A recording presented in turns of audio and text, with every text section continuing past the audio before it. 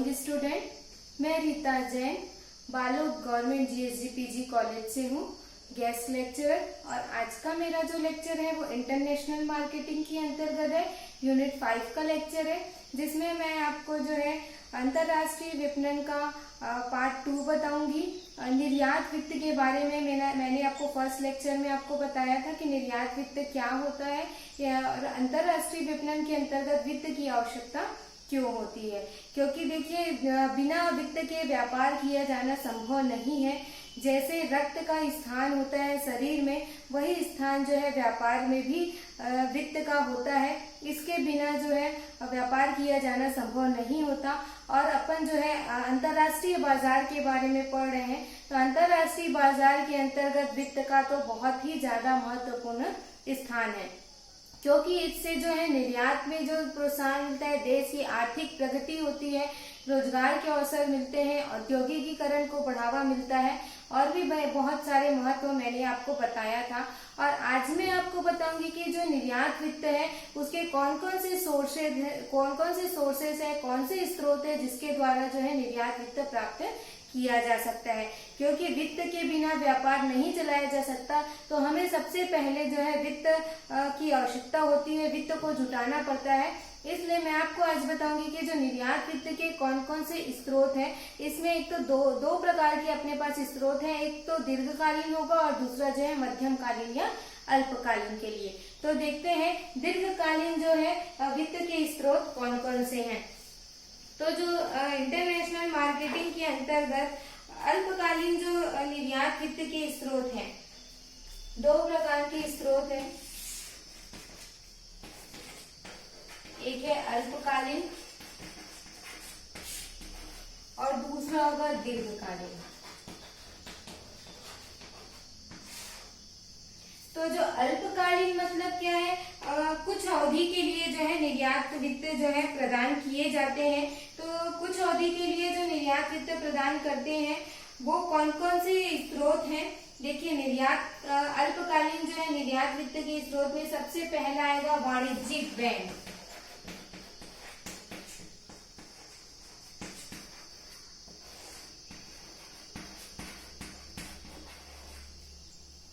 वाणिज्यिक बैंक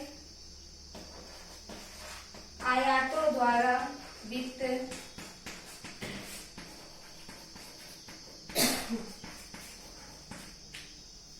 निर्यातकों द्वारा वित्त,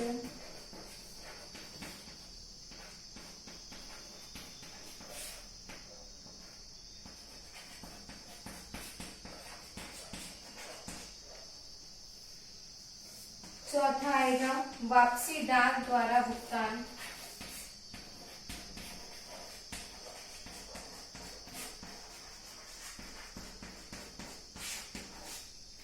पांचवा विनिमय पत्रों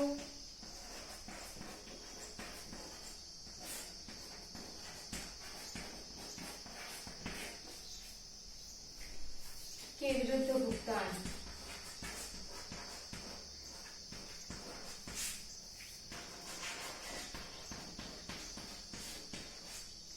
और छठवा है बिलों को बट्टे पर भुनाना।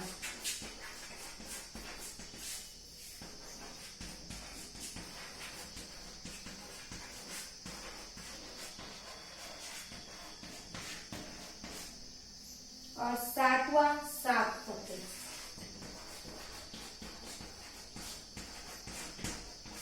ये 7 माध्यमों से जो है अल्पकालीन ऋण प्राप्त किया जाता है।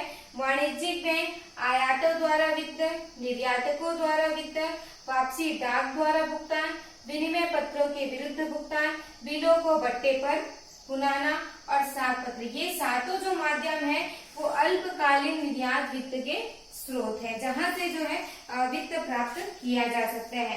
तो देखिए, जो कॉमर्शियल बैंक है, वाणिज्यिक बैंक है, वाणिज्यिक बैंक जो है निर्यात वित्त का जो है महत्वपूर्ण स्रोत है, मुख्य स्रोत है। इसके आधार पर क्या होता है, देखिए, यदि कोई जो निर्यातक है वो स्वीकृति के बदले विलेख मतलब डॉक्यूमेंट अगेंस्ट एक्सेप्टेंस के आधार पर क्या करता है, माल निर्यात करता है, तो बिल की रकम जो है कुछ अवधि के पश्चात क्या होती है, मिलती है, क्योंकि स्वीकृति के बदले क्या हो रहा है, विलेख हो रहा है और उसके आधार पर जो है माल निर्यात किया जा रहा है। तो अपने को जो बिल की रकम है वो क्या है, लगभग 6 से 6 महीने 12 महीने के पश्चात ही क्या मिलेगी, भुगतान मिलेगा। तो ऐसे में जो है भुगतान को तुरंत पाने के लिए क्या करता है, निर्यातक उस बिल को जो है इस बैंक में बट्टे पर क्या करता है, तुड़ा सकता है। अगर उसको वित्त की जरूरत है तो वो क्या करेगा, बैंक से उसको बट्टे पर तुड़ा लेगा और बैंक उसका जो है परिपक्वता की तिथि पर आयातक से क्या करेगा, उसको वसूल कर सकता है। जैसे ही वो मैच्योर होगा वो बिल, तो फिर बैंक जो है आयातक से उसका क्या कर लेगा, वसूली कर लेगा। अब बैंक कहने का मतलब ये है, बैंक क्या कर रहा है, आयातक की ओर से विनिमय बिल स्वीकार करके उसके साफ पत्र जारी करके जो है आयातकों को भी क्या करता है, वित्तीय सहायता प्रदान करता है। कहने का मतलब निर्यातक और आयातक दोनों को ही इससे क्या मिल रही है, वित्तीय सहायता मिल रही है, क्योंकि निर्यातक जो क्या कर रहा है, बिलों को बट्टे पर क्या कर रहा है, भुना रहा है बैंक के द्वारा, और आयातकों को भी सुविधा मिल रही है कि आयातक को क्या हो रहा है, इसके द्वारा जो है वित्तीय सहायता प्रदान की जा रही है। तो ये है वाणिज्यिक बैंक। इसके बाद सेकेंड पॉइंट में मैंने लिखा है आयातकों द्वारा वित्त। अब जो क्या होता है, कुछ आयातक ऐसे होते हैं जिनकी जो है आर्थिक स्थिति जो है बहुत अच्छी होती है और आयातक जो है अपने आदेशों के साथ ही कुछ राशि क्या कर देते हैं, एडवांस के रूप में क्या कर देते हैं, प्रदान कर देते हैं। आयातक क्या करते हैं, एडवांस पेमेंट, जब माल का ऑर्डर देते हैं तब उनको क्या है, अग्रिम में राशि जो है भुगतान कर देते हैं। तो इससे क्या होता है, निर्यातक के पक्ष में जो है लेटर ऑफ क्रेडिट जिसको बोलते हैं, साख पत्र जारी करके उनकी क्या करते हैं, वित्तीय सहायता कर सकते हैं। तो इस प्रकार से आयातक भी क्या करते हैं, जो है वित्तीय सहायता जो है निर्यातकों को प्रदान करते हैं। मतलब एडवांस में ही माल प्राप्त हुए बिना ही क्या करते हैं, उसका भुगतान कर देते हैं। ये है फाइनेंसिंग बाय इम्पोर्टर्स। अब तीसरा जो पॉइंट लिखा है, निर्यातकों द्वारा वित्त। निर्यातक भी क्या होते हैं, समर्थ होते हैं। वित्तीय रूप से जो समर्थ निर्यातक है वो अपने वित्तीय संसाधनों के बल पर क्या करते हैं, आयातकों को जो है माल उधार की शर्त पर बेचते हैं। क्योंकि आयातक जो है माल के आदेश होने के बाद ही, जब उसका पूरा जो है माल बिकेगा उसके बाद ही क्या करता है, वो भुगतान करता है। परंतु कुछ आयातक जो है एडवांस पेमेंट भी करते हैं। तो ऐसे कंडीशन में जब आयातकों को क्या करना है, माल जो है वो उधार के रूप में देना है, तो इसके लिए जो है निर्यातक है आयातकों को वित्त प्रदान करने के लिए दो प्रकार से कहता है। एक तो जो है चालू खाता खोलकर और दूसरा खुले खाते। तो चालू खाते के अंतर्गत क्या होता है, चालू खाते में जो है निर्यातक आयातक की साख क्षमता के विषय में क्या करता है, अगर संतुष्ट है तो वो माल के स्वामित्व का जो पत्र है वो सीधे क्या करता है, आयातक को भेज देता है। मतलब भुगतान पाने के बाद नहीं बल्कि उसके पहले ही क्या कर देता है, आयातक को भेज देता है। और आयातक जो है माल की सुपुर्दगी लेकर बाद में क्या करता है, भुगतान कर देता है। और यदि आयातक जो है निर्धारित समय पर भुगतान कर देता है तो उसको क्या मिलता है, कैश डिस्काउंट दिया जाता है। इसके पहले की क्लास में मैंने आपको बताया था कि कैश डिस्काउंट, ट्रेड डिस्काउंट क्या होता है, मौसमी छूट क्या होता है। तो यही है, उनको क्या करता है, अगर तुरंत आप नकद में भुगतान करोगे तो क्या मिलेगा, कैश डिस्काउंट, नकद छूट भी मिलता है। और यदि आयातक भुगतान में विलंब करता है तो उनसे क्या वसूल किया जाता है, ब्याज वसूल किया जाता है। तो निर्यातक जो है समय समय पर क्या है, आयातक के चालू खाते की जो है नकल भेजते रहता है ताकि लेन देन के विषय में क्या रहे, जानकारी मिलती रहे। तो निर्यातक जो है वित्त प्रदान करता है चालू खाता खोलकर। इसके बाद दूसरा आता है इसी में खुले खाता द्वारा, मतलब ऑन ओपन अकाउंट। इस व्यवस्था के अंतर्गत जो है निर्यातक आयातक को निर्यात किए गए माल के जो है स्वामित्व का क्या करता है, डॉक्यूमेंट भेजते रहता है और आयातक जो है निर्धारित समय में उसका भुगतान करता रहता है। मतलब जैसे जैसे उसके पास जो अमाउंट आते जाता है वैसे वैसे उसका क्या करता है, पेमेंट करते रहता है। और अगर कोई त्रुटि हो जाती है तो फिर उसको ब्याज देना पड़ता है, पेनाल्टी देना पड़ता है। और आयातक जो है समय पर भुगतान करता है तो उसके अंतर्गत उनको कोई अतिरिक्त छूट और रियायत नहीं दी जाती है। ये है खुले खाते द्वारा पेमेंट, मतलब उसमें क्या होता है, स्वतंत्र होता है आयातक, लेकिन चालू खाते के अंतर्गत जो है स्वतंत्र नहीं होता। उसको अगर नकद भुगतान करता है तो कैश जो है वो कैश डिस्काउंट जो है मिलता है। ये है निर्यातक द्वारा प्रदान वित्त। इसके बाद देखेंगे 4th पॉइंट में लिखा है वापसी डाक द्वारा भुगतान। वापसी डाक द्वारा भुगतान मतलब पेमेंट बाय रिटर्न मेल। इसमें क्या होता है, जब निर्यातक जो है माल का प्रेषण जो है करता है, किसको, आयातक को भेजता है, तो आयातक क्या होता है, जैसे ही उसको डॉक्यूमेंट का रिसीव होता है वो तुरंत क्या कर देता है, भुगतान कर देता है। और इसी को बोलते हैं वापसी डाक द्वारा भुगतान। जैसे ही उसको क्या मिलता है, डॉक्यूमेंट मिलता है, विलेख मिलता है, वैसे ही वो क्या कर देता है, तुरंत उनको जो है भुगतान कर देता है। यही है वापसी डाक से भुगतान। इसके बाद जो है विनिमय विपत्रों के बदले जो है भुगतान। ये क्या होता है, विनिमय बिलों के बदले मतलब payment against bill of exchange. आप जानते होंगे प्राप्य बिल और देय बिल के बारे में, है ना। तो निर्यातक क्या करता है, अपने माल का जो भुगतान है वो आयातक पर जो है विनिमय बिल आहरित करके भी प्राप्त कर सकता है। विनिमय बिल के बारे में सब जानते ही हैं। तो विनिमय बिल जो होता है वो दर्शनी भी हो सकता है और मियादी, दोनों प्रकार का जो विनिमय बिल होता है। तो उसमें जो दर्शनी बिल होता है ऐसे कंडीशन में जो है निर्यातक माल के स्वामित्व के विलेख को क्या करते हैं, बैंक के माध्यम से जो है आयातक के पास भेज देते हैं। और आयातक उनका क्या करते हैं, भुगतान करके जो है उन्हें अपने बैंक से क्या कर लेते हैं, अपने बिल को जो है छुड़वा लेते हैं। मतलब निर्यातक जो क्या करता है, बिल को बैंक के पास भेजता है, बैंक भुगतान करती है, आयातक भुगतान करता है, तब बैंक क्या करती है, उनको बिल दे देती है। और जो मियादी बिल होता है, जो उसमें माल के स्वामित्व का जो अभिलेख होता है, मतलब जैसे जहाजी बिल्टी है, तो आयातक क्या करता है, विनिमय बिल जो है स्वीकार करने के पर क्या करता है, उसको सौंप दिए जाते हैं। जैसे ही आयातक विनिमय बिल लिखता है तब उनको क्या है, माल का विलेख सौंप दिया जाता है। और निर्यातक जो है बिल का भुगतान और उनके लिए जो निश्चित अवधि होती है, उस निश्चित अवधि के पश्चात उनको क्या करना पड़ेगा, उस बिल का भुगतान जो है करना पड़ेगा। निर्यातक जो है स्वीकृति बिल को भी क्या कर सकता है, किसी बट्टे पर क्या कर सकता है, तुरंत बुना करके प्राप्त कर सकता है। देखिए 6वां पॉइंट में मैंने लिखा है बिलों को क्या करना, बट्टे पर बुनाना। अगर जो है निर्यातक को तुरंत जो है वित्त की आवश्यकता है तो ऐसे कंडीशन में बैंक से क्या करता है, डिस्काउंट पर उसको जो है भुना लेता है और तुरंत भुगतान क्या कर सकते हैं, प्राप्त कर सकते हैं। आजकल जो है स्वीकृति गृह भी बनाए गए हैं, जहां पर क्या होता है, निर्यातकों द्वारा क्या किया जाता है, आयातकों पर जो आहरित बिल है उसकी ओर से क्या करते हैं, उसको स्वीकार करते हैं। और उसके बदले में क्या मिलता है, आयातक जो है उनको कमीशन देता है। उन आहरित बिलों को कमीशन लेकर के क्या करते हैं, वो गृह जो है स्वीकार करते हैं, जिसको अपन डिस्काउंट हाउस भी बोलते हैं और स्वीकृति गृह एक्सेप्टेंस हाउस भी बोलते हैं, जो बट्टे पर तोड़कर क्या करते हैं, उसको तुरंत भुगतान प्राप्त करते हैं। तो दोनों कंडीशन है, अगर वेट कर सकते हैं तो विनिमय विपत्र, और नहीं तो फिर उस बिल को क्या कर लीजिए, तुरंत बैंक के द्वारा बट्टे पर भुना लीजिए। तो इस प्रकार से बिलों को बट्टे पर भुना करके भी जो निर्यातक है वो तुरंत जो है भुगतान प्राप्त कर सकता है। इसके बाद देखिए 4था पॉइंट जो मैंने लिखा है वो लिखा है letter of credit. Letter of credit मतलब क्या होता है, साख पत्र जो है विदेशी व्यापार में भुगतान करने का ये भी एक अच्छा तरीका है और ऋण प्रदान करने का भी साधन है।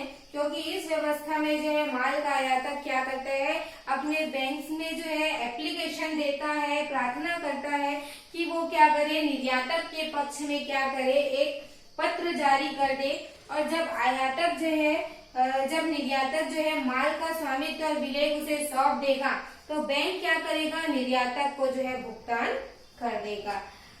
तो इस प्रकार से है साख पत्रों के माध्यम से भी जो है जारी किया जा सकता है। साख पत्र का जो डिटेल है उसको मैंने पहले के लेक्चर में भी आप लोगों को बताया था कि साख पत्र क्या होता है, क्योंकि भुगतान की ये शर्तों के अंतर्गत आता है। साख पत्र के द्वारा भी जो है भुगतान जारी किया जाता है। तो जो साख पत्र होता है उसका मतलब ही यही है कि जो है आयातक की प्रार्थना पर जो है बैंक के द्वारा जारी किया जाता है। मतलब इसमें जो है आयातक की अगर जो है कंडीशन अच्छी है, उसका जो स्टेटस अच्छा है, उसकी मार्केट में जो है भुगतान करने की क्षमता अच्छी है, तो बैंक जो है उनको क्या करता है, साख पत्र जारी करके निर्यातक को क्या करता है, भुगतान करता है। और निर्यातक को जो है भुगतान करने के बाद जो है आयातक जो है वापस उस बैंक को क्या करता है, अपने माल के संबंध में जो है भुगतान कर देता है। फिर उनको जो है माल के संबंध में जो है सारे प्रपत्र जो है मिल जाते हैं। देखिए इसके साख पत्र के अंतर्गत जो पक्षकार होंगे, 4 पक्षकार होंगे। एक तो आयातक होगा, दूसरा निर्यातक होगा, तीसरा जो है जारी करने वाला बैंक होगा, और चौथा जो बैंक होगा वो परामर्शी भी बैंक होगा, जो क्या करेगा, एक एजेंट के रूप में कार्य करेगा, बैंक के एजेंट के रूप में। क्योंकि अगर आयातक भुगतान नहीं किया तो उस कंडीशन में उसके बैंक को क्या करना पड़ेगा, भुगतान करना पड़ेगा। इसमें जो है साख पत्र जो होता है उसमें क्या क्या चीजें होती है, तो आयातक का नाम पता, निर्यातक का नाम पता, और जो साख है की प्रकृति है वो कैसी है, साख पत्र किस प्रकार का है, और जो गारंटी दी जा रही है वो कितने अमाउंट की जो है गारंटी दी जा रही है, और साख जो किया पत्र जारी हुआ है उसका भुगतान कितने दिन में होगा, और जो बिल का ड्रॉई कौन है, मतलब आहरण करने वाले का नाम क्या है, और माल के संबंध में पूरा ब्यौरा होगा। साथ ही बंदरगाह का भी नाम होगा जहाँ पे माल उतरना है, कहाँ से माल आया है, और साथ ही जो है सुपुर्दगी के भुगतान की शर्तें क्या क्या है, और साख पत्रों की समाप्ति कैसे होगी, कब समाप्त होगा, उसकी तिथि, ये सारी चीजें जो है साख पत्र के अंतर्गत लिखा जाता है। अब देखिए जो साख पत्र होता है वो साख पत्र के क्या लाभ हो सकते हैं, क्यों ये साख पत्र जारी किया जाता है। निर्यात वित्त का ये एक अल्पकालीन स्रोत है, 4-6 महीने के लिए अगर किसी को जरूरत है तो साख पत्र जारी करके जो है भुगतान कर सकता है। तो इससे क्या फायदा है, तो इससे क्या होता है, निर्यात को जो है निर्यातक को जो है भुगतान जो है आसानी से क्या हो जाता है, मिल जाता है, आसानी से उसको भुगतान किया जा सकता है। मतलब वो निश्चिंत रहता है निर्यातक को भुगतान करने की, उनको ज्यादा दिक्कत नहीं करनी पड़ती। ये जो माल है साख पत्र की शर्तों पर ही क्या किया जाता है, भेजा गया है, तो आयातकर्ता बैंक को क्या करेगा, आश्वासन देगा कि वह माल के मूल्य का क्या कर दे, भुगतान कर दे, और जोखिमों का छुटकारा उससे उसको मिल जाता है।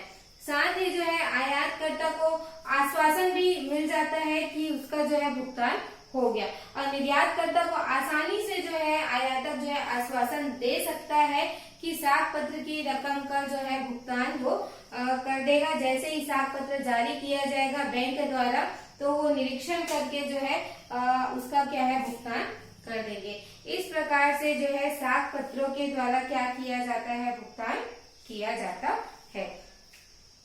सो स्टूडेंट, आज का जो था निर्यात वित्त के स्रोत में 2 प्रकार के स्रोत है, एक अल्पकालीन है और दूसरा दीर्घकालीन।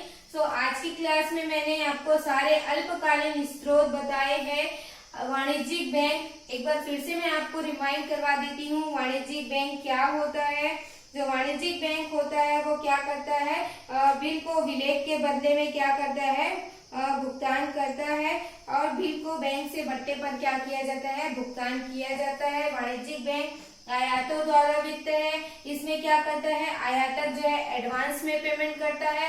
तीसरा है निर्यातकों द्वारा वित्त, इसमें जो है 2 प्रकार के खाते जो है निर्यातक खोल लेता है, एक तो या तो चालू खाता होगा या तो क्या होगा, खुले आधार पर जो है खाता होगा। और चौथा आता है वापसी डाक द्वारा भुगतान है, जिसमें क्या होता है, भुगतान जैसे ही बिल मिलता है वैसे ही आयातक क्या करता है, उसका भुगतान करता है। इसके बाद है विनिमय पत्रों के विरुद्ध। इसमें क्या है, विनिमय पत्र जो है आयातक के द्वारा लिखा जाता है और बैंक क्या करता है, उसको भुगतान करता है। और साथ ही जो है बिल को बट्टे पर भी बैंकों से बुनाया जा सकता है।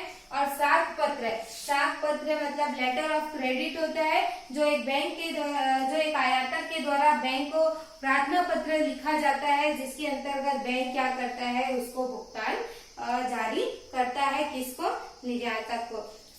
आज की क्लास यहीं पे एंड होती है। मैंने आपको अल्पकालीन वित्त के स्रोत बताए। अब मैं नेक्स्ट क्लास में आपको जो है इसके सारे दीर्घकालीन स्रोत कौन कौन से हैं वो बताऊंगी, जिससे आपको की क्या है, आपके निर्यात वित्त के जो दोनों स्रोत है वो कंप्लीट हो जाएगा। आई होप मेरा आपको लेक्चर समझ में आया होगा। कोई भी दिक्कत जाता है तो मुझे जरूर कमेंट करें, ताकि मैं आपके जो डाउट्स है उसको क्लियर कर सकूं। अल्पकालीन स्रोत आप नोट कर लेंगे। मैं नेक्स्ट लेक्चर में आपको जो है दीर्घकालीन स्रोत बताऊंगी। Thank you student.